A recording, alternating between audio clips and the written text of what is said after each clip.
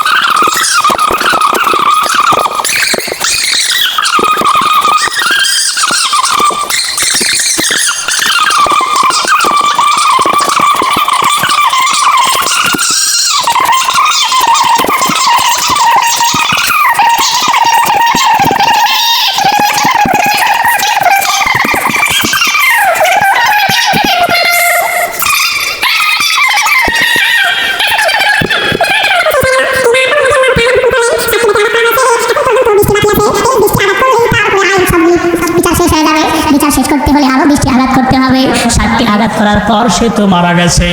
এখন পর্যন্ত 20টি আঘাত বাকি আছে তার কবরের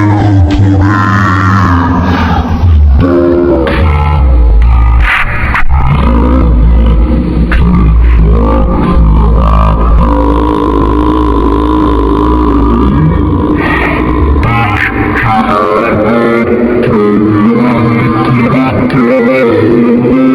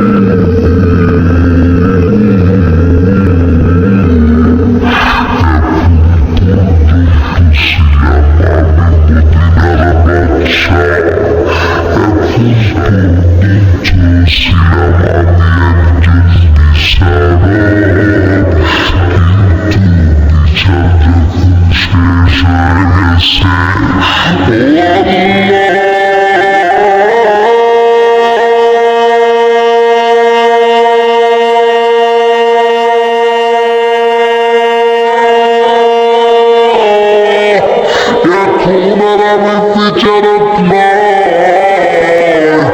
এখন আর আমি মদিনার বাদশা নয়, এখন আমার সন্তানের বাবা হিসাবে তোমার কাছে ফরিয়াদ জানাই।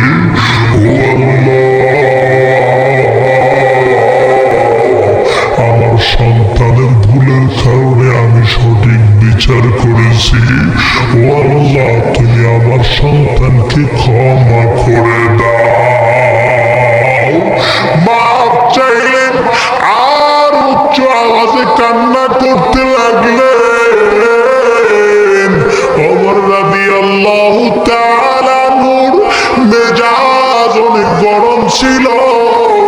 এর অর্থ এই নয় তার মধ্যে মায়া দয়া ছিল না, তার মধ্যে অনেক মায়া দয়া ছিল, কিন্তু কোরআনের বিচার করতে গিয়ে কখনো স্বজন প্রীতি চলে না।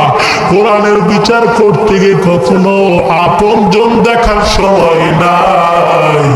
এই জন্যই তো ওমর রাদিয়াল্লাহু তাআলা আনহু কোরআনের সঠিক বিচার করতে গিয়ে নিজের সন্তান সেখানে হত্যা হয়ে গেল। আলী রাদিয়াল্লাহু তাআলা আনহু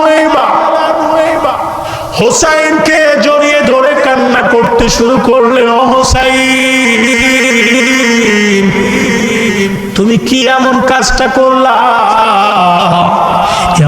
এমন কাজটা করলা? তুমি ওমরকে গোলাম বললা, আবার ওমরের সন্তানকেও গোলাম বললা। এই তার সন্তানের বিচার করতে গিয়ে আবু শামাকেও তো সে মেরে ফেলেছে। না জানি তাকে গোলাম বলার অপরাধে তোমার না জানি কি বিচার করে ফেলে। সারা মদিনার সমস্ত মানুষের ভিতরে কান্নার রোল পড়ে গেল। সাহাবায়ে কেরামের অন্তর চুরচুর হয়ে গেল। অন্তর ফাটা কান্নার আওয়াজ এক পর্যায়ে প্রকাশ হইতে লাগলো। উচ্চ আওয়াজে সাহাবায়ে কেরাম কান্না করতে শুরু করলেন। ডেট দেওয়া হলো, অমুক তারিখে আসরের নামাজের পর বিচার কার্যকর করা হবে। মসজিদে নববীতে আসরের নামাজ পড়া শেষ। এমত অবস্থায় ওমর রাদিয়াল্লাহু তাআলা আনহু উঠে দাঁড়ায় বলতেছেন, ও মদিনার সমস্ত মুসলমানেরা, ও সাহাবায়ে কেরামরা, তোমরা একটুখানি বসো। তোমাদেরকে জানাচ্ছি, আমাকে গোলাম বলার আর আমার সন্তানকে গোলাম বলার অপরাধের শাস্তি আজকে দেওয়া হবে।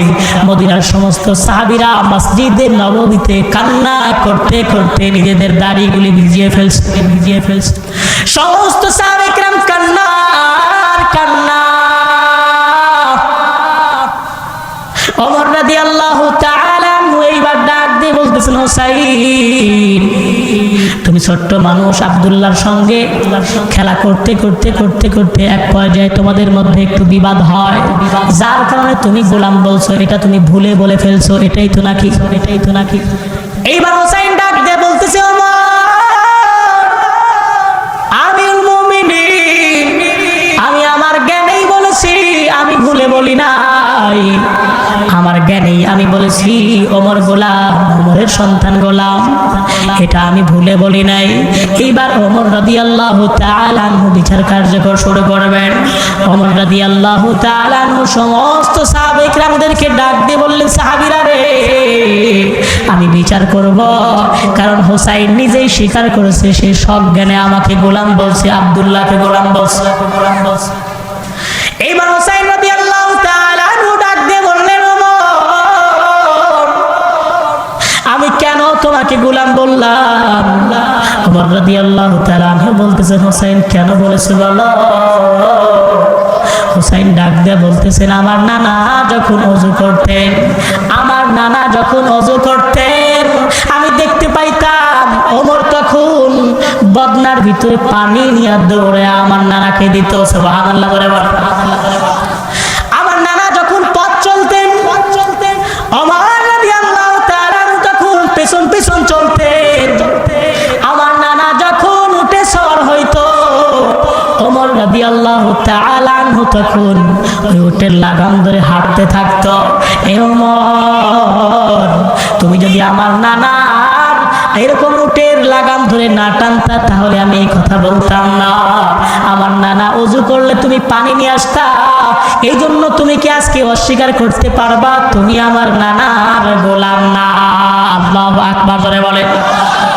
মদিনা সমস্ত সাহাবায়ে কেরাম, সমস্ত সাহাবায়ে কেরামের মুখে এবার হাসি ফুটে গেছে। এমন উত্তর দিল, ওমর রাদিয়াল্লাহু তাআলা আনহু বিচার কার্য শুরু করে দিলেন। এখন শাস্তি দেবে এমন তো অবস্থায় এই কথা শোনার পর ওমরের চোখের ভিতরে পানি দেখা যায়।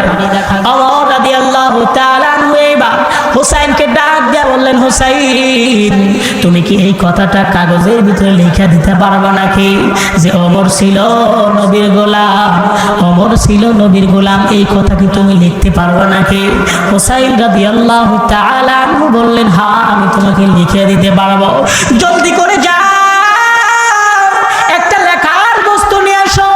এইবার হুসাইন রাদিয়াল্লাহু তাআলা আনহু এইরকম ওমর নবীর গোলাম এটা লিখা দিলেন।